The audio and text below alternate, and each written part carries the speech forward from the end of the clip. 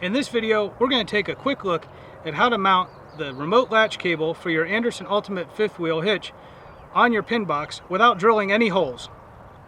Hi, I'm Jason from Weekend RV Adventures, and on this channel I talk about camping tips and tricks. At the end of the video, if you enjoyed it, please give it a thumbs up and subscribe to the channel for more content like this.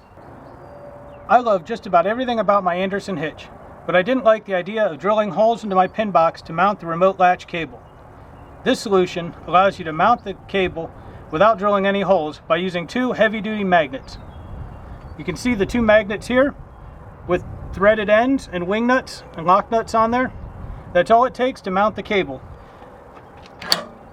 You can see, even with some pretty hard pushing and pulling, it barely budges. I've had this mounted here for almost 2 years now, and it hasn't moved yet.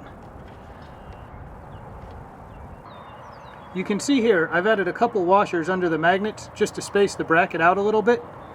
You may or may not need to do that if you need some extra clearance. You can pick these magnets up on Amazon for under 20 bucks, and I'll put a link in the description to the video below. Thanks again for watching this quick video on how to mount the remote latch cable for the Andersen Ultimate hitch without drilling any holes.